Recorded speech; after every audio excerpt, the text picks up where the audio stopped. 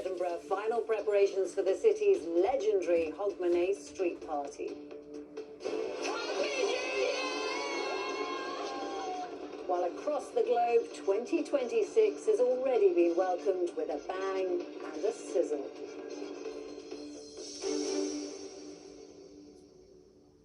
Good evening. The Queen has spoken in public for the first time about being assaulted on a train as a teenager. Camilla was moved to share details of the attack in conversation with John Hunt, the racing commentator who lost two of his daughters and his wife in a horrific triple murder.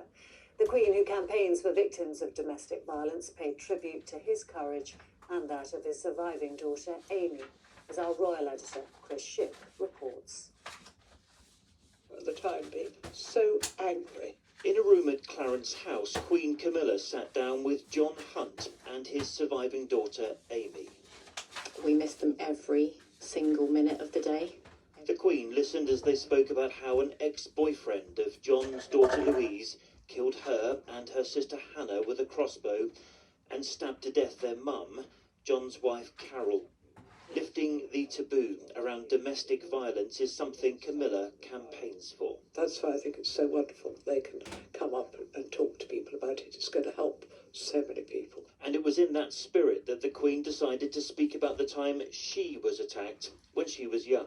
When I was a teenager, I was attacked on a train. I was reading my book and, this man attacked me, and I did fight back, and I got off. I remember getting off the train and my mother looking at me and saying, why is your hair standing on end, and why is the button missing from your coat? Thank you for sharing that story, First Your Majesty, because that's it takes a lot to share these things, because every woman has a story. We've got a cup of tea to keep us going. Camilla has met many victims of domestic abuse. In 2024, she took part in an ITV documentary and heard about the experiences so many women have suffered. The odd slap turned into a punch. Did the violence get worse? Yes. Anyone can be affected by domestic abuse. There is no typical victim, there is no typical survivor, and it's, really brave of Her Majesty to openly speak about her own experiences, which we all know is really difficult to do. The man who murdered John Hunt's family, Kyle Clifford, was given 3 whole life sentences. They were my family, but they were perfect. They had a sad death, but they did not have a sad life. Wherever your family is now, they'd be so proud of you both. Thank you, that means a lot. Thank you. Chris Shipp, ITV News. In other news, police in Lancashire have arrested a teenager after potentially explosive material was found in Blackpool. Bomb disposal specialists attended the scene and a number of nearby properties were evacuated. The 16-year-old boy was arrested under the Explosives Act. Waitrose is recalling a range of own brand bottled waters, saying there's a risk they could contain glass. Customers can get a full refund for its #1 Royal Deeside mineral and sparkling waters. And the Met Office has issued yellow warnings for snow and ice across the UK for the first few days of 2026. The worst day will be Friday, with warnings across Scotland, Northern Ireland and parts of Wales, the Midlands and Southern England. Now, New Year's Eve is upon us, and the UK's biggest celebrations are being prepared in London and Edinburgh. We'll check in with our correspondents in both cities in just a moment, but first, Callum Fairhurst takes us on a tour of those places on the globe where 2026 has already been welcomed with quite a bang.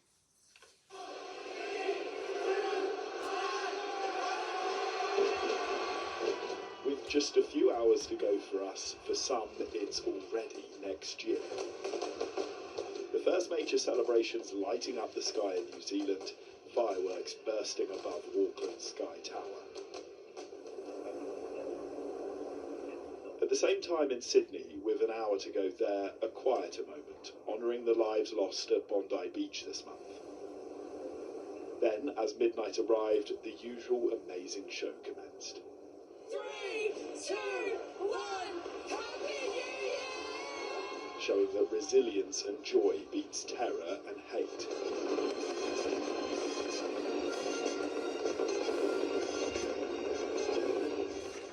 sun set across Asia, in Japan, this historic Buddhist temple's bell rang out to mark the start of 2026. In Hong Kong, though, the fireworks were absent, a mark of respect for the more than 150 people killed in November's high-rise fire. Meanwhile, in China, drums soar in the new year, while others had dazzling displays, including in Malaysia, in Bangkok in Thailand, as well as Vietnam. And across the world, celebrations continue as the countdown to 2026 goes on. Callum Fairhurst, ITV News. Now to the banks of the Thames in central London, where John Ray is standing by for us. John, tickets for tonight's big firework display there are always a sellout. How many people are expected to join you there? Romilly, you can probably hear that the music has already begun. 100,000 lucky ticket holders are on their way for this Nights of Nights, that moment where we mark the passing of 1 year and celebrate the advent of the new with as much optimism and enthusiasm as hope as we can muster. I have to say, along the banks of the Thames here, the stage is well and truly set for a spectacular party. For those of you who like some facts and figures, here's some more. It has been many days in the preparation. There are some 12,000 fireworks, hundreds of very bright lights, and it's taken 32 technicians working round the clock to make sure it is all ready in time. The weather tonight is chilly, but it is dry, there's no wind, it is perfect, in other words. The advice for those who don't have tickets is very firmly, please stay away, watch it from the comfort of your sofa. So whether you're in party mode or reflective mood, really the best place to watch it is from home. John, from a noisy central London, thank you. 332 miles to the north is a welcome return for the Hogmanay celebration in Edinburgh, which was cancelled last year due to bad weather. Our Scotland correspondent Peter Smith is on Princes Street. Peter, how's the weather looking there tonight? It's cold, but much better than it was last year. As you say, last year's Edinburgh Hogmanay street party cancelled at the last minute because of high winds. It's much calmer tonight, and we are now expecting the gates to open in about an hour's time. 45,000 people will be coming through the gates here, and Edinburgh street party is back with a bang. 10,000 bangs to be precise. And that's exactly where they'll be seeing the fireworks over at Edinburgh Castle.